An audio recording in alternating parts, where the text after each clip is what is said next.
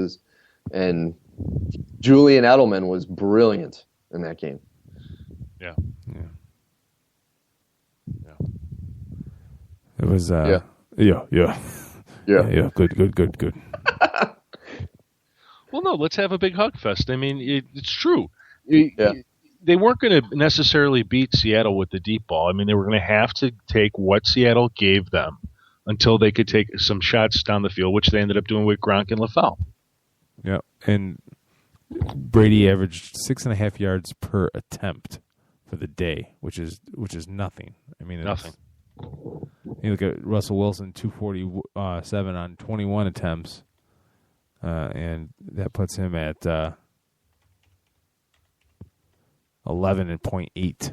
So it's like double when you talk about passing depth and who's really testing who. The Patriots just went out and did what they do and just executed. And at the end, they made one more play than Seattle could. And I like the patience they have with Gronkowski because it wasn't there in the beginning of the game, and they didn't try to force it to him. And then all of a sudden, he was getting single coverage with a linebacker, and that's when they started saying, all right, start throwing it to him. And it was nice to see, because I was afraid they were going to try to force the subject with him. But they were patient, and then when it was there, they took full advantage of it. What was great was 4 different wide receivers had touchdowns. Edelman, Amendola, LaFell, Gronkowski. They didn't overly rely on any one person, except I would say Julian Edelman and secondly Rob Gronkowski, more or less to create field position with many of their passes. But yeah, what I thought was interesting looking at the numbers after the game was the fact that the Seahawks outplayed the Patriots on offense, 396 yards to 377. And if I'm correct, Keith, you can check me on this, Patriots controlled the time of possession. Yes, they did. They actually held the ball for 33 and almost 34 minutes, and Seattle 26 minutes. Well, I mean, that's sort of Russell Wilson and Marshawn Lynch had a great game. Yeah. They literally outplayed the Patriots offense by these numbers. Yeah, no, it's you, and the kicker is that you have all these numbers and all these advantages, and Seattle just had to make one more yard. You know what I mean? And it would have been a totally different outcome. Now, a lot of that was because they were put in position by that amazing catch by Jermaine Kearse. Yeah. Just concentration and focus and staying with it. I mean, which, by the way, that will be, I'm sure, one of the clips when they discuss whatever this rule on controlling the ball down to the ground. Yeah, but he had the ball. No, but I'm saying if you read that rule literally, technically that was an incomplete pass, but it wasn't because it never technically did anything but get batted around by people. Sort of like TOs. No, wait a minute. No, the ball never touched the ground. The ball never touched the ground. But see, we have to debate whether it did or did not touch the ground in such a way that it was an incomplete pass. It never touched the ground. I don't want to go there. I don't want you guys. I don't want to go there. I'm not going there. Because you're wrong. But I'm saying, no. There's a lot of people that would disagree with you. Well, show me him. Myself. Show me him. Because that ball never touched the ground. He caught the ball, had it in his belly, and got up and ran with it. That ball never touched the ground. No. I understand that. I'm talking about Des Bryant's catch. Oh, well, yeah, that's another story. So that one we're not going to hash up again. No. So what I want to know is... But it was a fantastic catch, just to finish that up. I want to know exactly what concussion test was given to Julian Edelman after that Cam Chancellor hit. Because I was watching that, and when he got up from that hit, he was Batman. He was looped. You could look, the camera looked at his eyes. That man was on Mars. And even Dan Patrick at the end of the game said he had said when he was interviewing Edelman, that Edelman looked like he was just phased still. But they say he passed a concussion test. I don't remember him leaving the field to take a concussion test. No, he didn't. They did everything that they could in their power to keep him from the doctor. The doctor wanted to do a concussion test. Yeah. And they kept the doctor from him. Yeah. And now they're saying he passed it. It's like, well, he didn't leave the game, so he didn't take that test after the hit. Exactly. Because that man, you saw when he got up, he was just spaghetti-legged and just gone. That was an insane hit. I honestly don't remember this. So, I mean, I believe it because I've seen the little news clips floating around today discussing it. So I'll leave it at that. But I don't know. I mean, if it certainly they should have pulled him out of the game if he had a concussion. Yeah, they should have let the doctor test him. Oh, of course he is. He's a real especially tough after it happened earlier in the game with Seattle, where they lost their defensive player who took a hit and he got a concussion. Which I didn't realize that when you get a concussion in the NFL, you cannot even, like they said, if Seattle had won, the player would not have been allowed back onto the field to do interviews after the game. Right. Which is insane. I don't necessarily understand that. I don't say that again. They have said that when you suffer a concussion and you have to leave the field, you're not allowed back on the field, and that includes after the game for like post-game interviews. You cannot go back on the field. So they were saying that if they won the Super Bowl, even though it's the Super Bowl, that guy still wouldn't have been able to go out and do like the trophy presentation and all that. He would have had to have stayed in the locker room. That's beyond dumb. No, I actually, well, as I recall, there was a reason why they placed it, and I couldn't tell you exactly, but I think it had to do with a player that was interviewed after he had sustained a concussion. He was not all there. Oh, I got you. And he wasn't being he just wasn't answering things properly, and I think that's why they do it. They want to pull you out of that situation. You had a concussion, and we're going to deal with that, and that's it. That does make sense. I didn't really think about it that way. That does make sense. But I'm pretty sure there was a specific player, a specific incident that caused that. Anyway.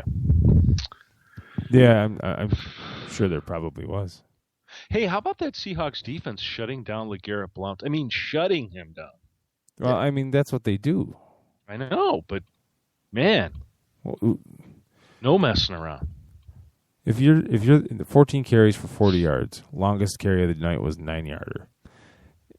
When you're throwing the ball 50 times for 5 yards, dinking and dunking all night. If you're a Pittsburgh Steeler, not a fan, but a Pittsburgh Steeler, does him up there accepting that trophy bother you? Oh. If having LeGarrette Blount being a champion, holding that trophy, does that bother you if you're a Pittsburgh Steeler? No. Not me personally. Wouldn't bother me. In my opinion, they still have the better of the two running backs in Bell, so. Yeah, but it's just he got there in training camp. Bell and Blount to get busted, in training camp for drugs in a car or whatever. And just seemed like Blount was there making more distractions than he was really worth. And then he gets mad about playing time and kind of walks off the field before the game is over. And then obviously they part ways because Pittsburgh's not going to have any of that. And then he goes. Yeah, that's really the Patriots. I mean, that's on the Patriots. However, they've treated him since then. Yeah, I know. But if I'm a Steelers player, here's a guy that wasn't all that good of a citizen here, and now he's up there getting all the limelight. It wouldn't be the first and foremost thing on my head, but it would bother me a little. Well, I mean, and you think he was only in Pittsburgh for such a short time that I think it would be different if it was like a year or two that he was with the team and he was a distraction, like a Percy Harvin. If he was, on a team for a couple of years and was a big distraction and then leaves under these extraneous circumstances. Blount really wasn't a factor with Pittsburgh because of how successful Bell was. So, I mean, I bet there's some Pittsburgh fans who are not diehards that didn't even know he was on the team. The way the Patriots handle LeGarrette Blount really goes towards a very poor characterization of special players.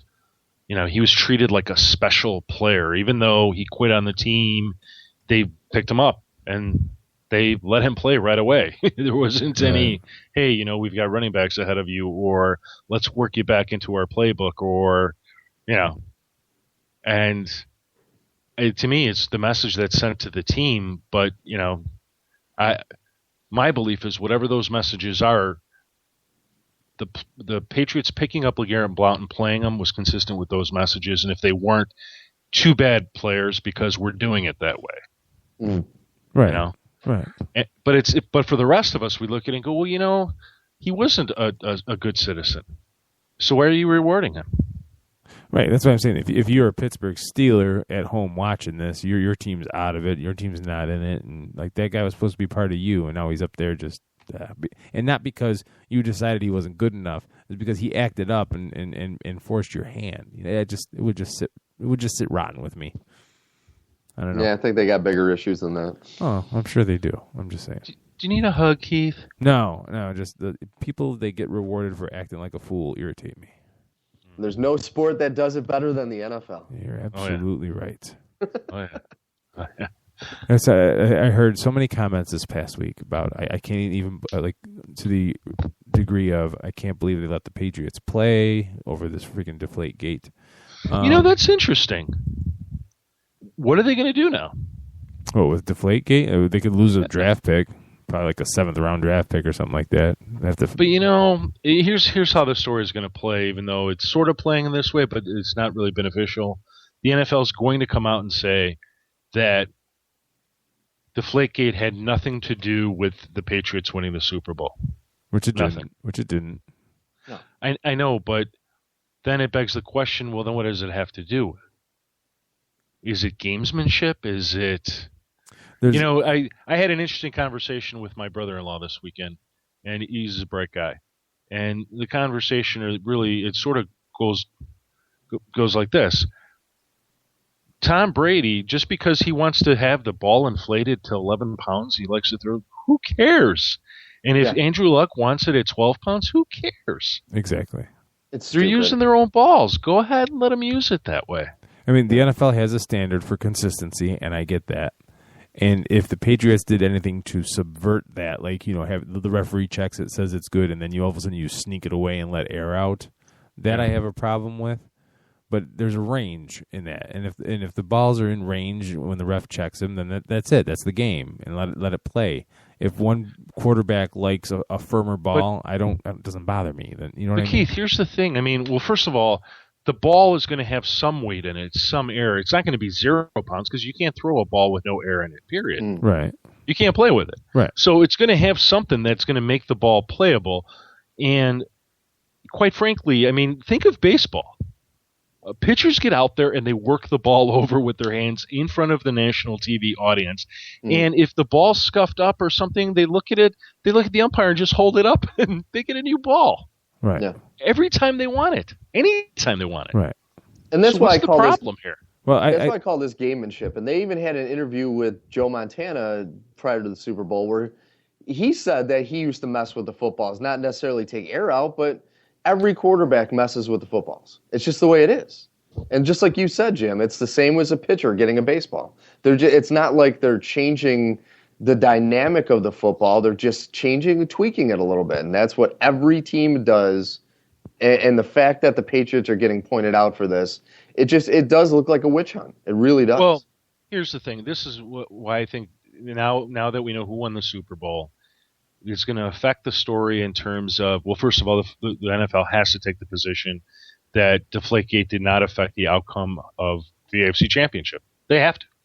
And it did not affect the outcome of the Super Bowl. There's nothing about this ball being less than regulation such that it really gave such an advantage to the Patriots.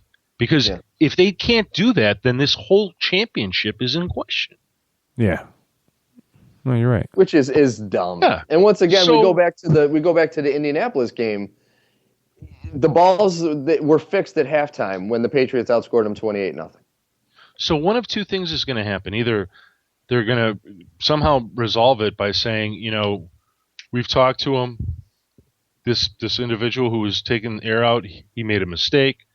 We can't find any connection to this or that.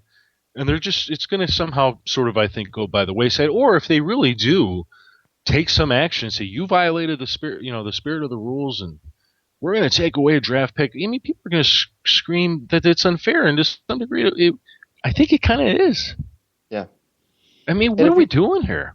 And if you do we want to see this is a sport that is engaged in rules that are supposed to make this a passing game. Well, you know what, guys? The one rule you didn't change that you should have changed was this rule about how much is in the football. Yeah. Well, so change it. Well, there's a rule. It's got to be between 10.5 and 12.5 psi. or whatever. I think it's 11 and a half. Well, no, I think it's 12 and a half and 13 and a half. 12 and a half and 13 and a half. Yeah. Yeah.